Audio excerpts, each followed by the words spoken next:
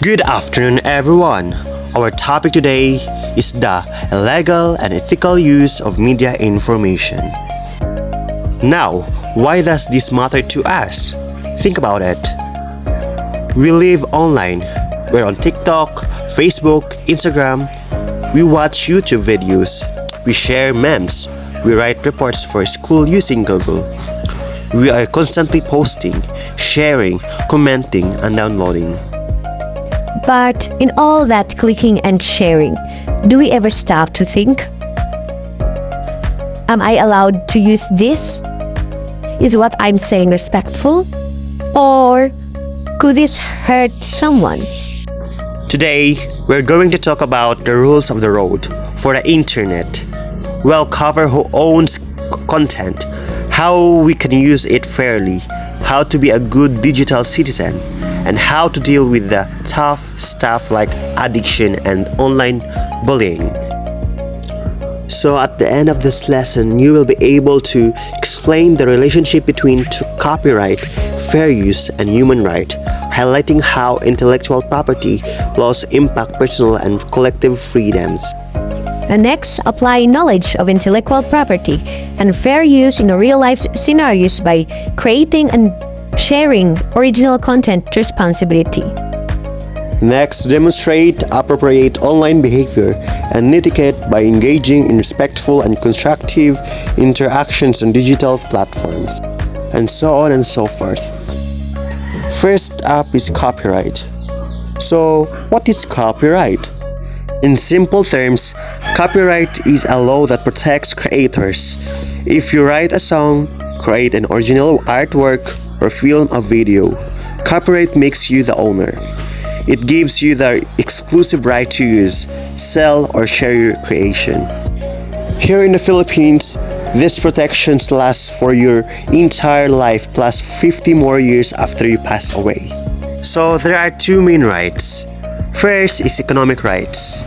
Economic rights is how a creator makes money. For example, a musician getting paid royalties when their song in public places or in different occasions. And the second one is moral rights. This is how about respect.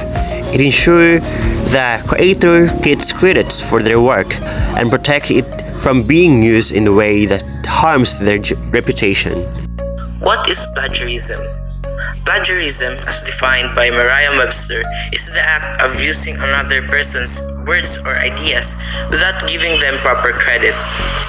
Plagiarism can arise from negligence or a lack of understanding and is a serious ethical and legal issue with significant implications. There are various forms of plagiarism in the Philippines, which includes academic plagiarism, journalistic plagiarism, and social media plagiarism. Academic plagiarism is common in academic circles where pupils may copy entire texts from the internet or other sources without proper credit, leading to failing grades or expulsion. Journalistic plagiarism is when journalists inappropriately use other works without credit can damage both the publication's reputation and the journalist's credibility. And lastly, the social media plagiarism. Content creators on platforms like Facebook and YouTube often take ideas or content without proper credit, which can be particularly harmful to smaller producers. Remember, to avoid plagiarism, it is crucial to seek permission from the author or adhere to any restrictions they impose. If permission is not granted, find other sources to use. Fair use. The intellectual property of the Philippines, or IPO includes provisions for statutory fair uses within copyright law to balance creators' rights with public interests. Statutory fair uses allow certain acts that do not constitute copyright infringement even without the copyright holder's permission. Example: performing copyrighted songs like Happy Birthday in private or non-commercial events. quoting from published material for educational or news purposes without proper credit, using parts of articles or lectures in mass media as long as the author is acknowledged and does not object. Let's talk about netiquette. This is a mix of the words network and etiquette. It's basically internet manners, or the rules for how to behave properly online. The most important rule is to remember that there is a real person on the other side of the screen. We need to respect them. Here's the 10 basic rule of netiquette or internet etiquette. Second, if you wouldn't say it to someone's face, don't say it online. Third, if you didn't show it in public, don't share it online. Fourth, don't exclude your audience. Fifth, don't friend, then unfriend people. Sixth, don't overload system resources with innermost files. Seventh, respect people's privacy. 8. Don't repeat without checking the facts. 9th, check and respond to email prompting. And lastly, update online information that people depend upon. Next is a very important social issue, the digital divide. This is a gap between people who have easy access to modern technology, like fast internet and new computers, and those who don't. We see this in the Philippines.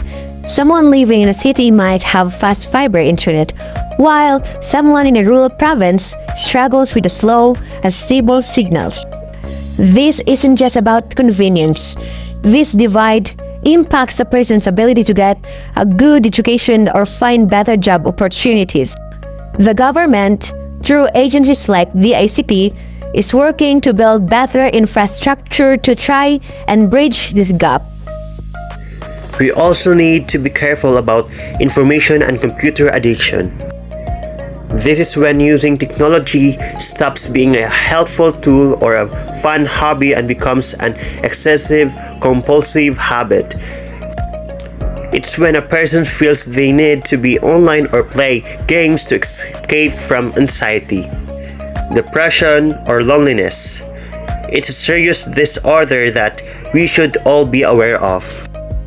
A lot of us has experienced bullying, whether we were the one being bullied or we were the one bullying, intentionally or unintentionally. But do we really know what the real thing about bullying is? So, what is bullying? StopBullying.org defined bullying as unwanted aggressive behavior among school-aged children that involves a real or perceived power imbalance. There are 3 types of bullying. There's verbal bullying, social bullying, and physical bullying. Verbal bullying is saying or writing mean things. For example, you told your friend that he's ugly or she's not pretty, or when you wrote things that's damaging to her or him. Then we have social bullying. Social bullying, sometimes referred to as relational bullying, involves hurting someone's reputation or relationships. Physical bullying involves hurting a person's body or possessions. For example, when you punch your friends, when you slap a kid in the face. So, okay. Then we have cyberbullying. Cyberbullying is also a type of bullying, but with a twist. So, cyberbullying involves aggressive behavior facilitated by the internet where individuals can anonymously target others through platforms like social media, text messaging, and email. Unlike traditional bullying, the anonymity of online spaces often makes it difficult for the victims to identify their attackers. The U.S. Center for Disease Control defined cyberbullying as electronic aggression, highlighting its repetitive nature and the power imbalance it creates. But before we proceed, please watch this video.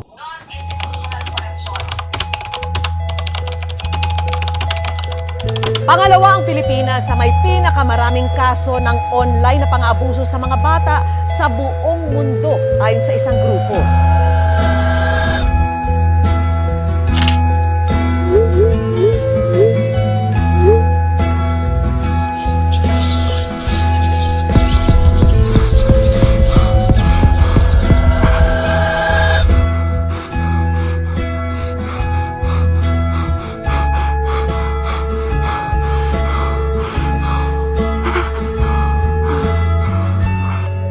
Cyberbullying is never okay.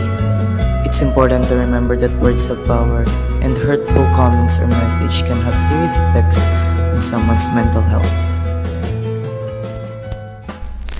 What makes cyberbullying so harmful is that the bully can often be anonymous, hiding behind a fake profile. This makes it incredibly difficult for the victim to know who is attacking them. And lastly, virtual self and online identity. Ultimately, these elements create an online environment where everyone feels safe, respected, and accountable. They help people navigate the digital world with confidence, honesty, and respect. By following laws and ethics, practicing good manners, and standing against cyberbullying, individuals build a supportive online community that values kindness, fairness, and well-being, ensuring everyone's dignity and rights are protected. To wrap it all, why did we discuss all of this? Because understanding copyright, avoiding plagiarism, and practicing good etiquette is about more than just following rules. It's about creating a safe, respectful, and honest online community. When we stand against cyberbullying and we use information ethically, we help build a supportive digital world where everyone's rights and dignity are protected. It's all about being a good and responsible virtual self. Thank you for listening.